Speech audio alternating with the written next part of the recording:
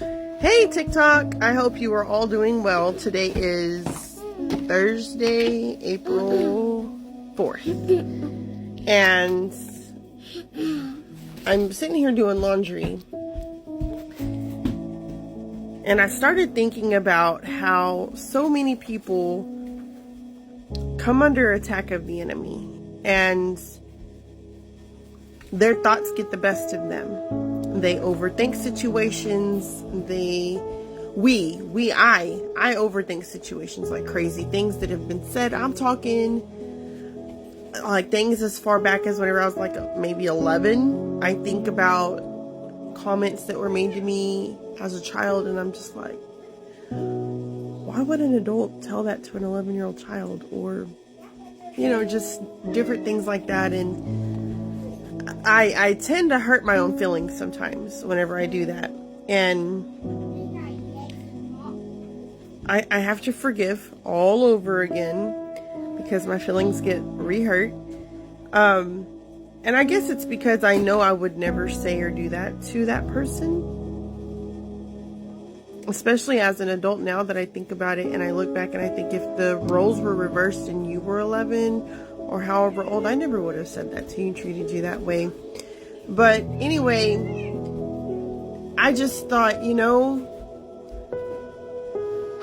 the enemy's tactics are only to steal, kill, and destroy. That's it.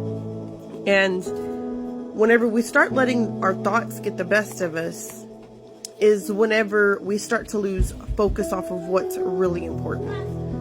And a lot of times we put our thoughts, our energy, our focus on what doesn't even matter, right?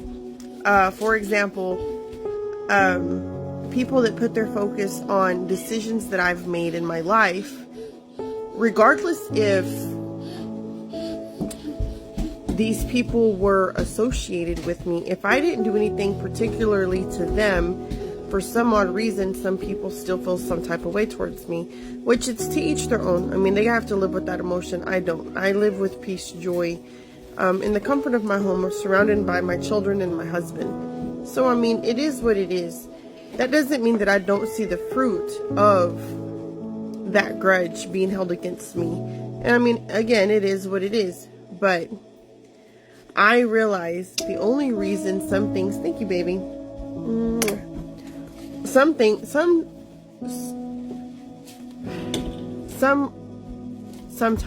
some things are brought back to remembrance because, for one, it's the enemy that sees.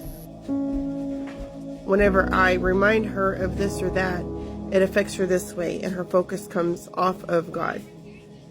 He's not attacking me just because he only wants to cause strife. No. It's because he sees whenever my focus is on Jesus, I'm a major threat to his kingdom, this earth, the people that I'm surrounded by, right? People that don't have a relationship with Jesus. And it's in that instance that I realize those very people that I'm thinking about that have hurt my feelings through whatever, those are the people that need to be loved on. Now, that's not always easy because a lot of those people aren't trying to hear the truth because they believe that their truth is truth, right? Whereas the truth that I stand on is what I have found in the Holy Bible, not my opinion, okay? So I am just patiently waiting on the day that hopefully there are reconciliations, and then they can see that my intention was always just to be loving and to tell them the truth of Jesus Christ. And that's it. That's what we're called to do. We're all called to spread the good news, which is the truth out of the Holy Bible, to all ends of the earth, right? I have a desire to bring my whole family, of course, like any Christian wants every single member of their family to serve Jesus with their whole heart and to have a relationship with them. That's not always the case, right? So it's then and there that I realize I have to hold steady, right? And understand that not all are going to be saved, right? While me and my children and my husband are ascending into heaven, to be with our Father once and for all, there's a pretty good chance that I just might hear cries from people that I once loved more than myself and more than Jesus, right? Crying out to please stay or take them with me. And I can't do that. I can't be like Lot's wife and look back on what I used to once love, right? And betray ascending into heaven for any soul. So that's where my desire stems from. And because the enemy knows that, he comes to disturb, right? Comes to disturb and plot things that aren't really there, starting with the spirit of offense. So I know that there's some people they just live in that. They live offended at everything. And there's nothing we can do for those types of people. That's just how they are. It's the way they think, right? Just the way that they function. And the world labels it with they're schizophrenic, they're anxious, they're depressed, and that's all things of this world. My Bible, my Father tells me in heaven that we don't operate out of the spirit of fear, right? So there goes depression and anxiety, first of all.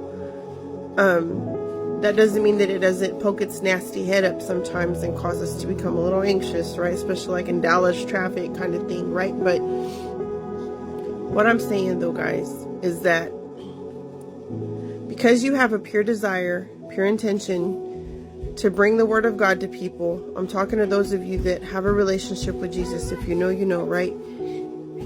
If you just can't seem to quite get on top of your emotions and your thoughts, please understand that prayer is a must, fasting and prayer, to be able to see where the enemy is working in your life. And then it's in that fasting and prayer that you gain the strength from Jesus Christ himself to overcome and cast him out once and for all. You're going to have people that are going to persecute you. They're going to mock you. Oh, your Jesus isn't real, or whatever, right? There's too much artifacts, lots of physical evidence that prove to the existence of Jesus Christ and all the events that have happened in the Bible. And I thank God for that. But I'm encouraging you that if you just can't get ahead of your emotions and your thoughts, rebuke the enemy.